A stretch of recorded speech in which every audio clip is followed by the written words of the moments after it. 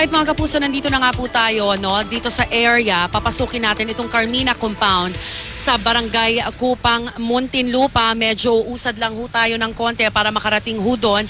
Kahapon ay nag-umpisa na po ang demolisyon ng ilang mga tahanan doon po sa Carmina Compound. At ngayong araw ay posibleng magpatuloy itong demolisyon ng tahanan ng 128 pamilya na informal settlers. So titingnan po natin ngayon ang sitwasyon doon. Although hindi po naging marahas yung demolisyon na nangyari kahapon, nakita natin yung pagmamatigas, paninindigan at apela ng mga residente na wag muna silang umalis ngayong araw na ito. So nakikita na natin yung ilang mga tahanan na naunang na-demolish. Sila po kasi, itong mga tahanan ito, sila yung nasa gilid nitong East Service Road. Alright, hanapin lang natin yung pasukan. Ito na yung gate. Okay, ito yung gate. Alright. Ito po yung gate. Bababa lang tayo, no? Okay. Makikita po natin yung gate. Dadaling ko kayo doon.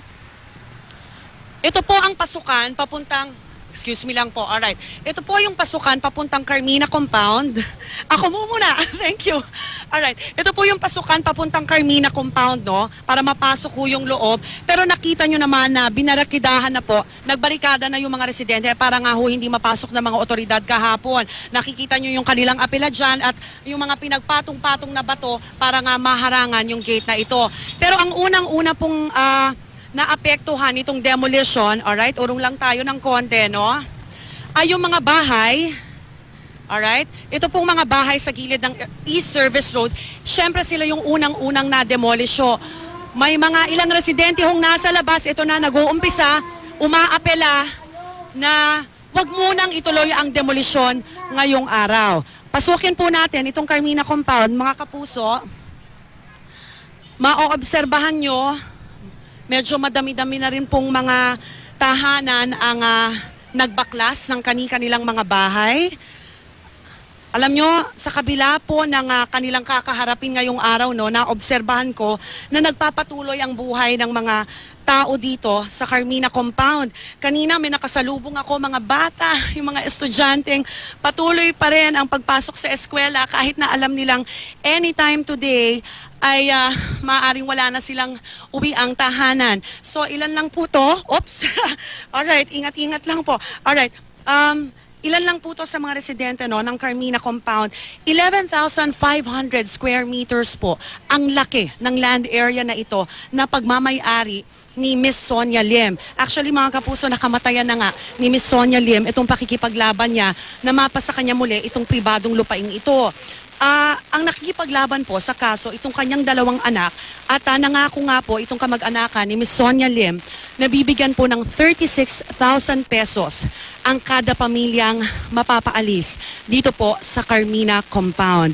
At mamaya po, alright, medyo puntahan po natin yung ilan po sa mga residente dito. Kamustahin po natin yung kanilang paghahanda sakaling matuloy muli ang demolisyon. Tingnan nyo ho, ito na po yung mga kahoy na binaklas ng ilang residente dito.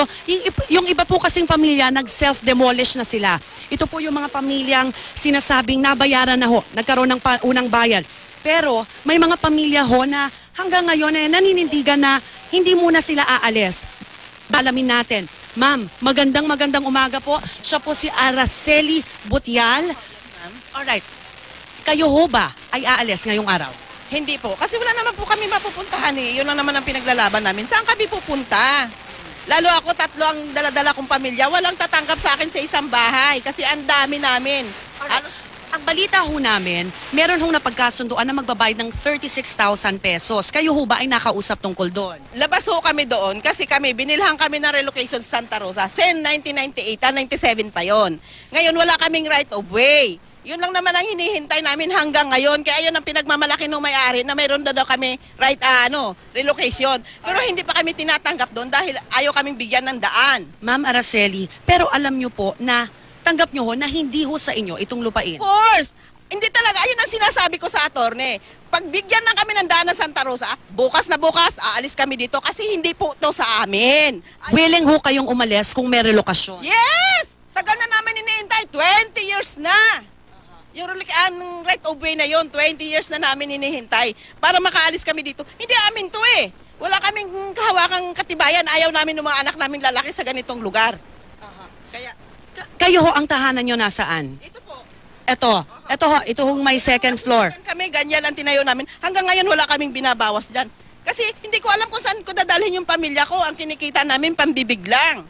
So ngayon ho, maninindigan ho kayo na hindi muna. Ano ho ang pakiusap nyo sa may-ari? Natulungan kami magkaroon ng right of way. Oo, para makalipat kami doon. Yun lang naman, yun ang pinagyayabang ng may-ari. May lilipatan na kami. Saan? Hinayaan nila kami, hindi kami tinutulungan. Wala kaming alam tungkol doon sa batas-batas nga para namin ipaglaban ng Santa Rosa na yan. Ma'am, hihingan ko lang ho kayo ng reaksyon. Siyempre, hindi natin maiiwasan yung ibang mga kababayan natin, ang reaksyon nila. Sandali, sila na nga ang nakikitira, hindi nila lupa ito. Sila pa yung maraming kahilingan. Ano hong reaksyon nyo doon? Okay lang, totoo naman ho yun. Pero yung hinihiling lang naman namin, yung tama lang din naman. Hindi naman kami humihiling na sobra-sobra. Hindi ba? Yun naman hong nasa batas eh. Hindi ba dineclare ni President Cory yun nga, no relocation. Pag naka 10 years ka na sa tinitirahan mo, yun lang naman ang pinaglalaban namin eh. Alright. Hindi kami nagmamatigas dito. May mga apo kayo, may mga anak kayo. Kamusta ho sila? Ayun, sa awa ng Diyos na andyan dyan pa, para kaming dinaanan ng bagyo. Kasi di namin alam, tulirong-tiliro kami, ang mga bata, pati mga bata, dininervyos na, hindi na alam kung anong gagawin, hindi na nag-aaral. Kasi nga itong, maya-maya, mayroon diyang gulo, maya-maya. Ang mga nanay dito nag-iiyakan na kasi walang mapupuntahan. Kasi yung kinikita namin talaga pangkainang, alam nyo naman ngayong panahon na ito, kahit kumita ka ng sobra sa mga 500, kulang pa rin. Ang balita ko ho, may mga nag-self-demolish eh. Medyo ang rinig ko ho, may mga paksyon din ho dito ho sa grupo nyo, no? Kayo ho, ang Homeowners Association, merong samahan ng mga magkakapitbahay, may isa pang grupo. So may mga kapitbahay ho kayo na pumayag na magpabayad. Wala po. Sa May 36,000 pesos ho, hindi ba? bilang asosasyon po yun.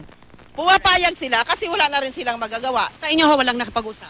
Wala pa. Kasi yun ang iniintay namin, ang right of way na Santa Rosa. Alright, maraming salamat po sa inyo, Ma'am Araceli Butial. Tingnan naman po sa kanila doon para matulungan nila. Tanggapin nyo kami, Santa Rosa, mababait po kami.